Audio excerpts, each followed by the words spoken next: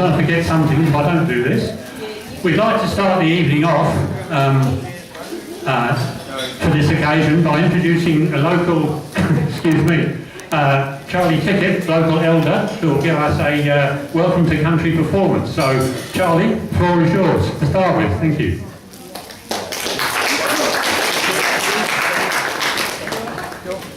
Thank you. I don't know about a performance, because all I'm good at is talking. But I'm going to talk to you a little bit about Nyungar country. Okay? Put your hands up if you've ever heard Nyungar country. Do you know where Nyungar country exists? All over Australia. Australia is a good guess. I'd love it to be all over, but Nyungar country is in the southwest corner of Western Australia. Okay? Roughly about Eneabba in the north. You know where Eneabba is? Yeah. Going east to about Southern Cross. Then you go down south to the coast, Esperance, along the coast nearly to the border. That's Nyungar country. Now, Nyungar country grows a couple of plants that's significant to Nyungar country. Especially towards Christmas time, you will find this plant flowering, blossoming, beautiful orange blossoms. You know what that tree is? Christmas bush. Yeah, it's a Christmas tree. But if you go, I was inquisitive and I travelled up towards Eneabba, and all of a sudden it was just like, boom, a cut-off point. Instead of trees fading out, there was like just all of a sudden, it was just a sudden cut-off. It stopped growing. It only grows in Nyungar country. That tree, we got any fishermen or fisher ladies here who fish? Okay. Now with that tree, Nyungar people, we followed our 6 seasons. We've got 6 seasons. And we followed those seasons. And within those seasons, we read the flora and the fauna and the animals, what they did.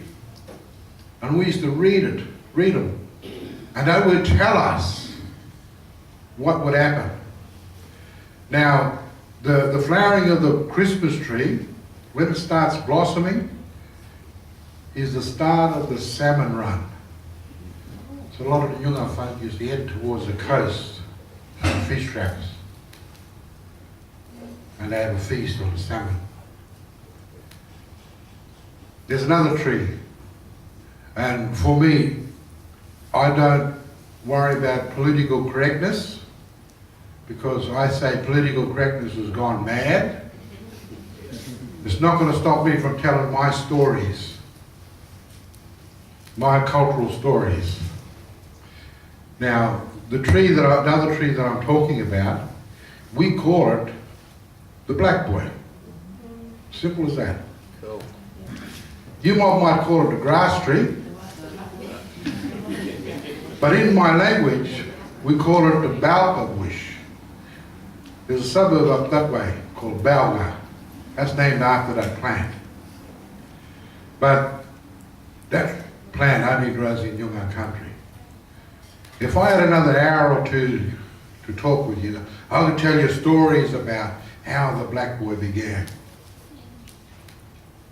I could tell you these stories, but I need a little bit more time than I've got. So that's Nyungar country. And I live in Nyungar country. I'm from Nyungar country. I haven't been anywhere else. I've been overseas. I've been to Rottnest. but I haven't been.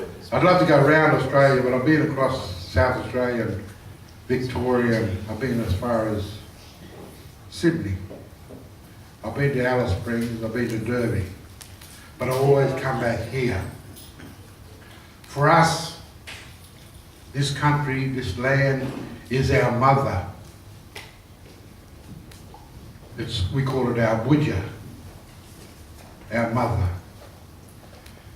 And strangely enough, when a lady gets pregnant, in our language, we call it budjari. The land is budja, and we call it a woman, I think, budjari. See the connection. The land is our mother. So we believe that God gave us the responsibility from way back. Don't ask me how long. I just say way back. Kura. God gave us a responsibility to be carers of this land. We don't own the land. The land owns us. We don't own the land. The land owns us. That's our belief. So we care for the land, and the land cares for us. Now I'm gonna. You might be all softball people. Well, I grew up with. I was talking to some of the fellows about my age, young fellows about my age. And I talked about a game called Rounders. We grew up with a game called Rounders. Similar to softball. But it depends on who's playing, and you make your own rules up. You know, as you go. Okay. Softball's a bit like that, is it? Okay. But we could play on the reserves. And we get the whole reserve involved, not just certain numbers. Yeah, all of them, everybody is involved. 2 teams, and we'd play. It was a hard game because there's sometimes a lot of people involved. You couldn't hit the ball too far because there's always someone under us. So you had to be smart. So it was good. And it's good to know that, what's this, 40 years? Yep. 40 years. Gee, me and my missus been married for 44 years.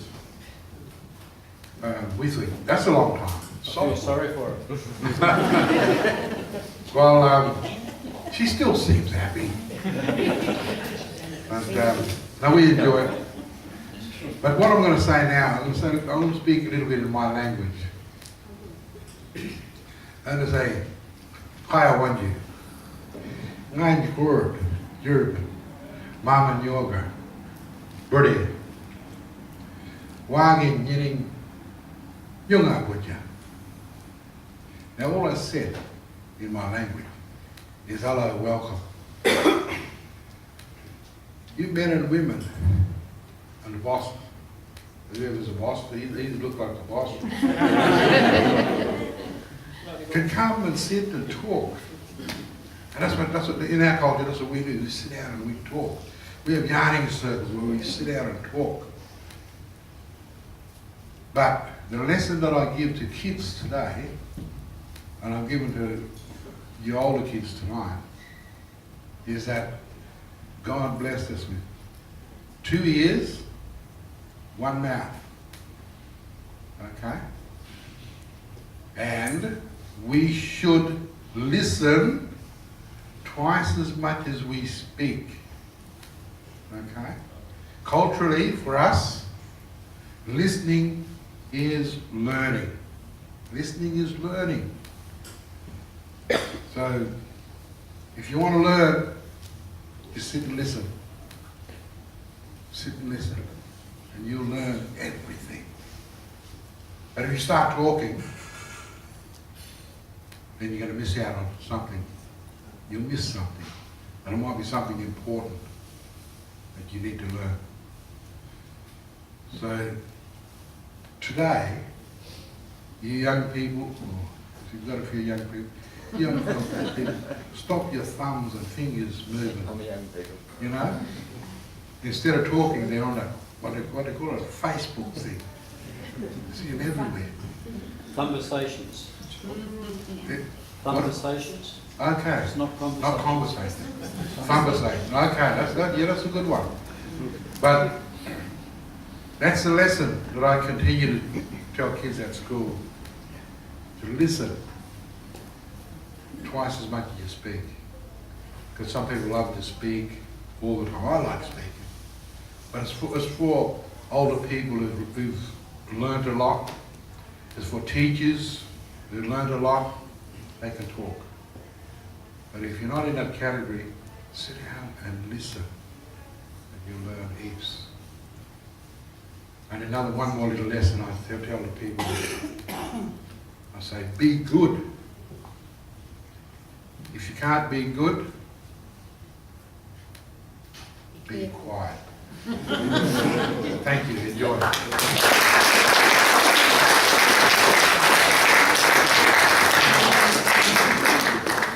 Thank you, Charlie. I'm sure you're all a lot wiser now than you were 10 minutes ago, aren't you? Having introduced Charlie, I guess I should formally introduce myself. Those that don't know me, my name is Brian Burks. I've been involved with the association on and off for about 38 years, not quite the whole 40. It all began when my wife and I were, or she was approached to coach, I was approached to carry the bags for a team called Warnbrook Whackers. Some of you may remember them from the very early days. They didn't live up to their nickname because they won about 2 games in the 2 years that we coached them, so we don't really have much claim to fame there. But we were hooked, and so it's gone from there, as they say. However, there are at least 2 ladies, and maybe more here tonight, who go back to the very beginning, the 40 years, and it's a particular pleasure to welcome Jane Smith and her husband Ken, who are here tonight. Jane was the inaugural president of the association. Ken coached the Angels team for the first 3 years that they were in existence, and I think of all the committees that have existed since, probably Jane and her group had the hardest job of all, getting the thing off the ground, which is no mean feat, as you know. It's also worth pointing out that Ken and Jane have cut short one of their grey nomad tours around Australia, which are manifold they do, to be here tonight. So I do hope they manage to enjoy themselves. And so having made that sacrifice, Jane, I think the least you can do is come and say a few words out here on behalf of that early season.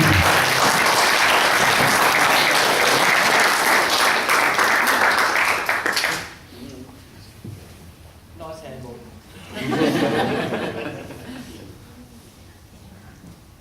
A few words. How would you like? I'd just like to thank everyone for coming this evening.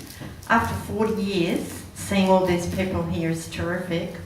When I decided to start the softball, I went to the local shire and inquired if it was played in the area, and they told me it wasn't. A councillor called John Butts said to me that if I would like to start it, the shire would help me. They did, they put the ad in the paper.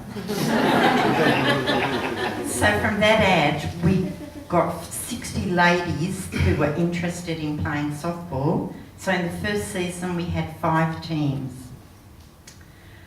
We played at Rockingham Senior High School for the first season, and it was really quite difficult to get it started, as we had no financial assistance and we had to raise money ourselves. During that, we held raffles at the Rockingham Hotel on a Sunday afternoon session, an evening session, and we raised quite a bit of money that way, and that's how we bought our first lot of equipment for the association. I was involved for 3 years, but after 3 years my husband took up umpiring baseball, so I had to decide what would come first, and baseball won.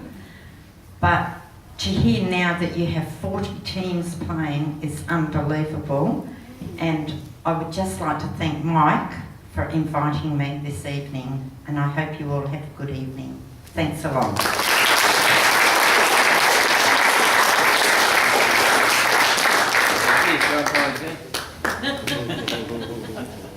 as Jane alluded, 5 teams to start with and 40 plus this year. I guess even in her wildest dreams, as she said, she would never have imagined that 40 years hence we'd have this many people, this many teams playing.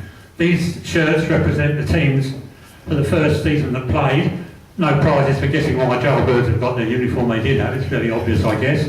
Is there anybody here from Red Devils, and I guess there will be, a word of congratulations to them in particular. They are the only club still in existence that started that first season. I believe they may have missed a couple of years through the time, but they're certainly still going strong, and congratulations to them for all that they've achieved.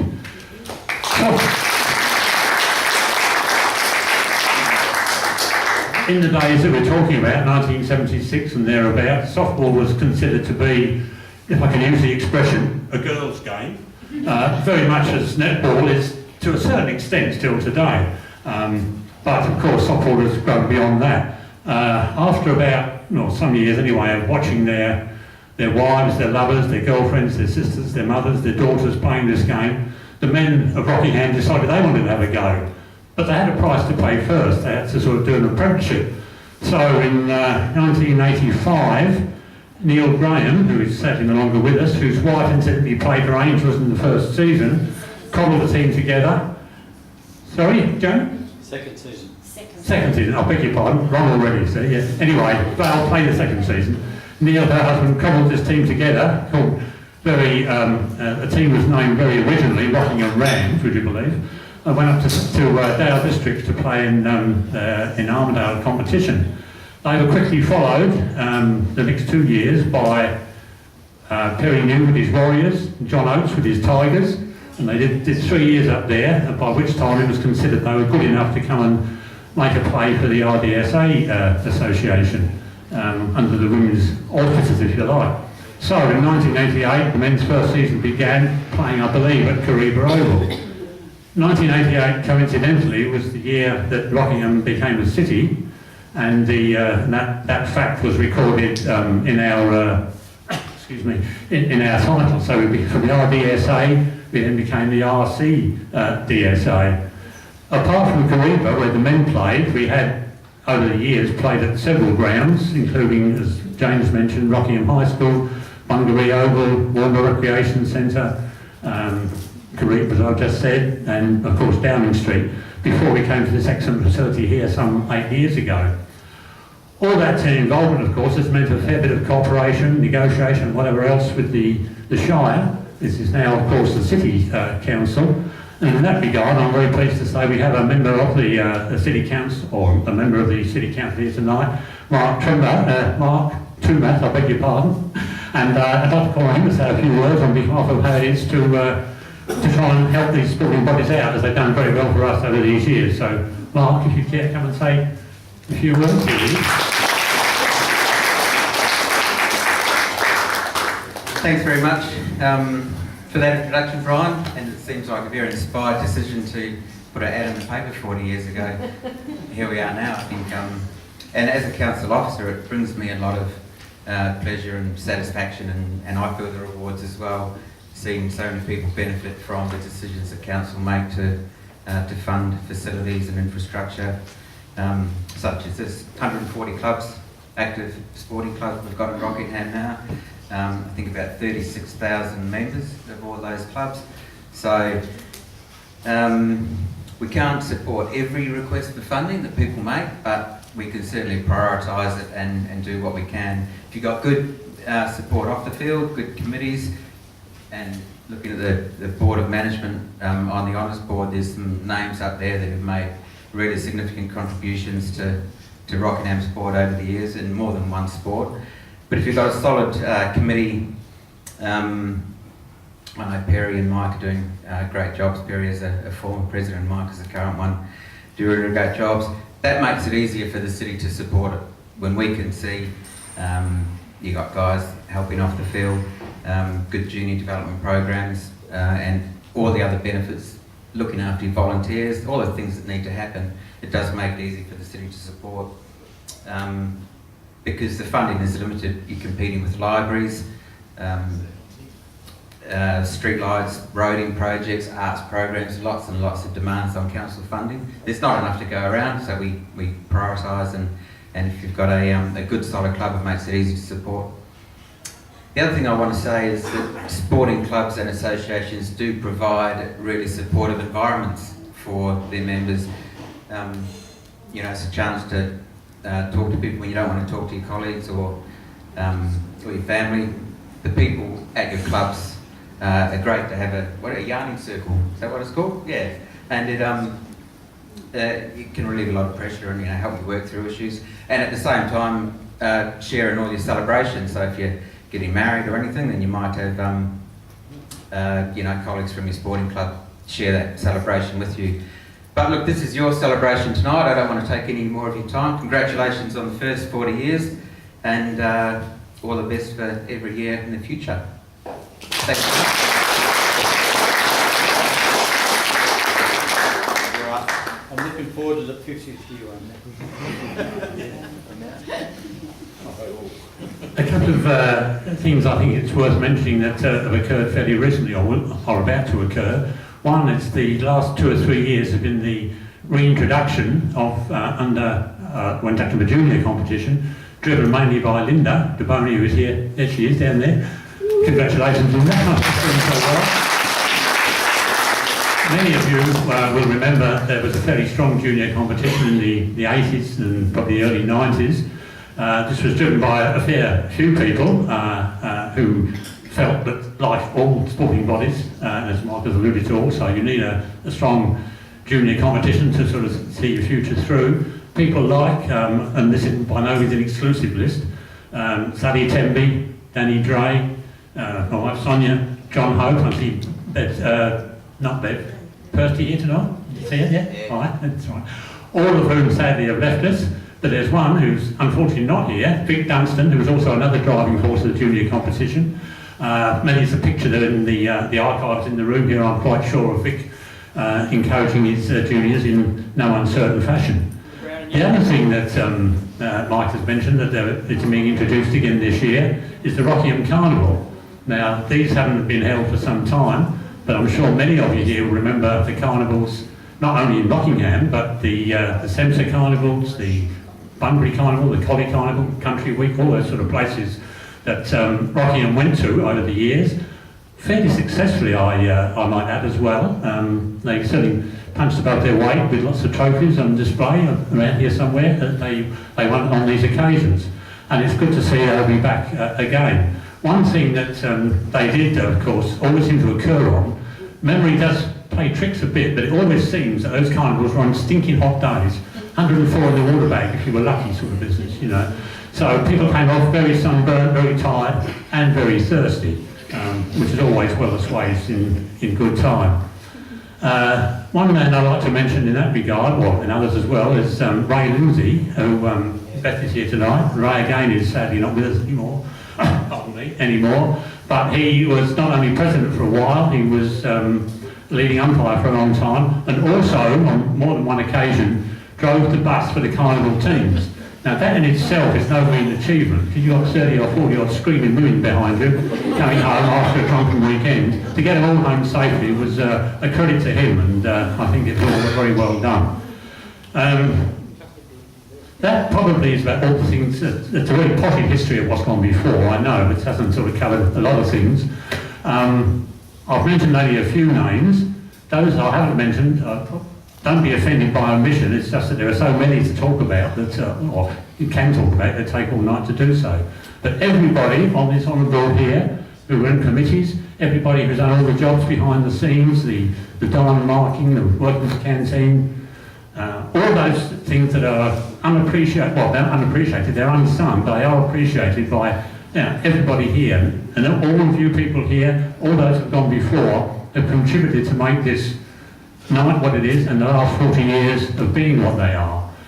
I started off the evening by introducing, or second part of the evening I should say, by introducing James Smith, the inaugural president.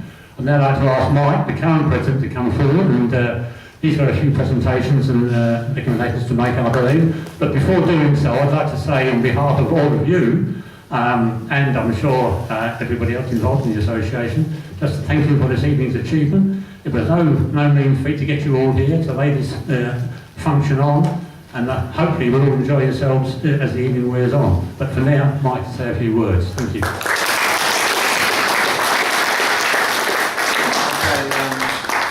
First of all, I just want to pay my respects and acknowledgements to the Northern Arts people, First Peoples of the Lands, and their elders past and present, that we pay our respects and them being traditional owners of the land. Secondly, I'd like to thank the City of Rockingham, Richard Dennison Concreting, and the association for making this night happen.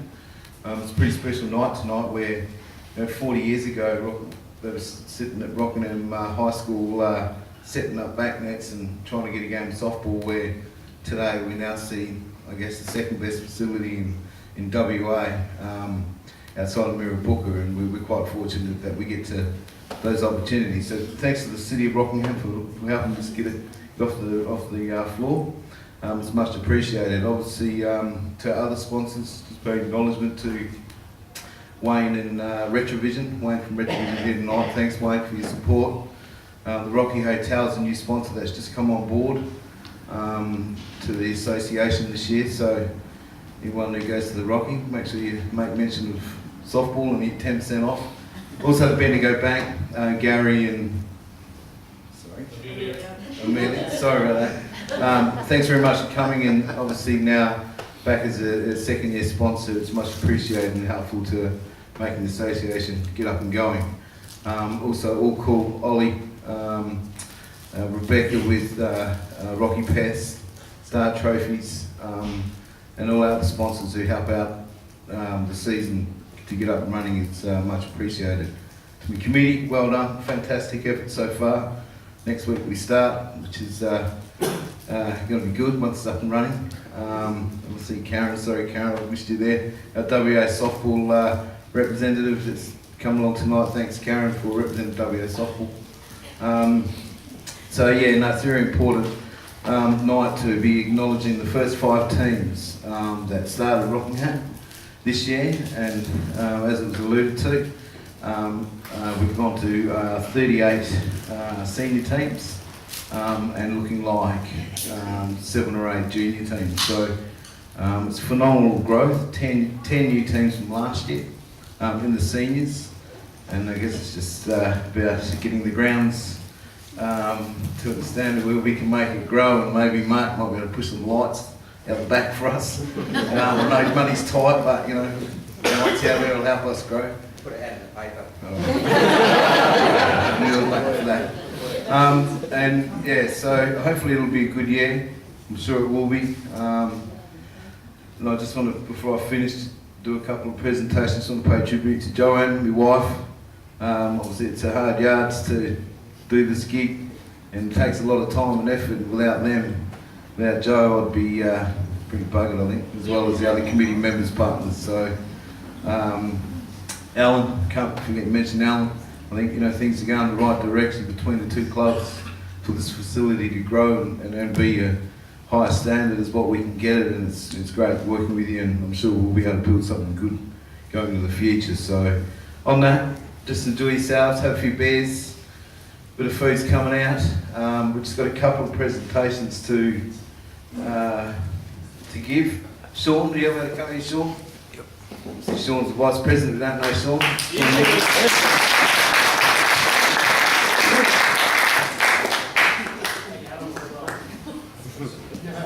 Yeah. So obviously our major sponsors, we've got a little done something up to show our acknowledgement and thankfulness for their support. So the first one's Retrovision Rockingham. So Wayne, you want to come up and grab the spotlight?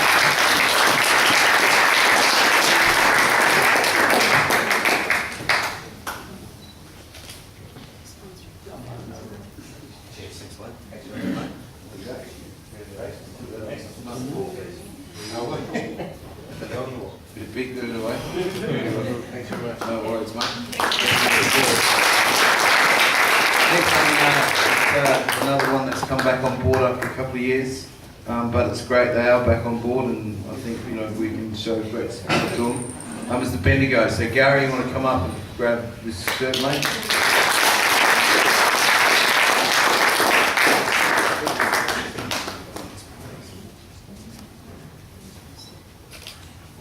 Okay, and then just want to finish with Jane, if you want to come up, Jane. We have a shirt made, a current shirt made with the year on it.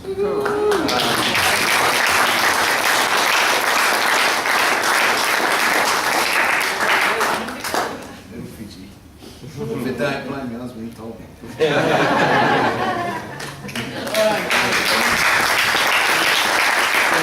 just want to finish off.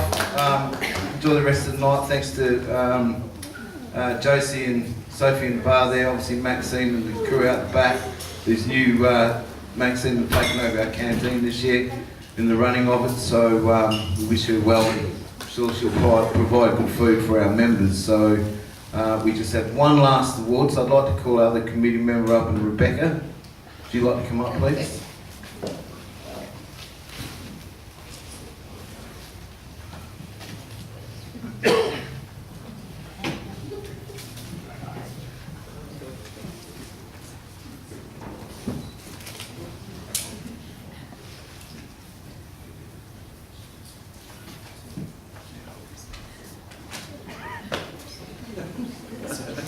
Okay, Mike just told me we're following on after we won the Affiliate of the Year last year, so that's really good for us, and big clap for us.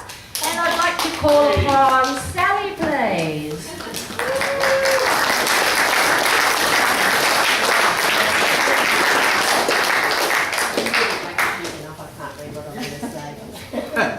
Okay, Sally, on behalf of Rockingham City and District Softball Association, we would like to congratulate you on being nominated and voted as the Volunteer of the Year and also Outstanding Volunteer for the City of Rockingham for 2016. Okay, this is a huge credit to Sally, who works tirelessly for our association, along with her softball club, the Red Devils, one of the original clubs. Okay, Sally joined the Red Devils back in the season of 1990-91, and 24 later, Sally still plays an active role within the club as well as playing the game. Sally's positions there consisted of club delegate for 5 years, club treasurer for 2 years, club secretary for 7 years, club president for 6 years, and Sally currently holds the vice president seat for the Red Devils. Okay, that's 20 years of committee commitment. It's not a bad effort. Sally has also been involved with coaching and umpiring for the club. Sally was also elected as secretary in 2014-15 for Rockingham Association, where she still holds the position, and Sally runs the position with the utmost professional attitude and keeps us all on our toes. As a recipient of the same award back in 2009, I know just how it makes you feel for all the time and effort you put into doing something you love. So once again, Sally, congratulations and thank you.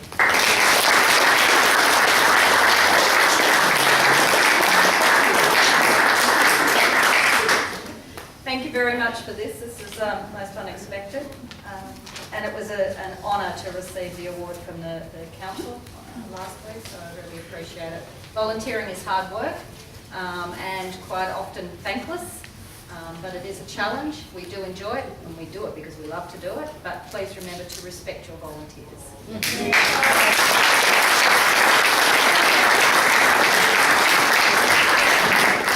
All right, so that's sort of finished for tonight. Obviously, all the clubs that are here, thanks very much for coming. We wish you all the best for this year.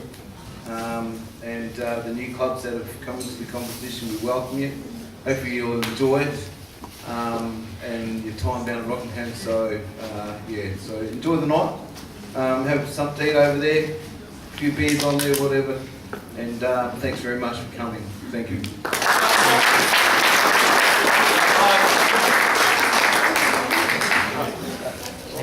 Just one thing before we finish. That finalise the formal part of the evening. Excuse me once again. But as Michael said, it's good to see you all here, to have many familiar faces. I'd like to think that in 40 years' time, there'll be some people sitting in this room, maybe not many of us, but we'll be celebrating the last 40 years of Rockingham softball. So that'll be 80 years altogether at that time. So let's hope it happens. Yeah. So on that fairly optimistic note, enjoy yourselves. Thank you for coming. Drive carefully, be careful, and thank you.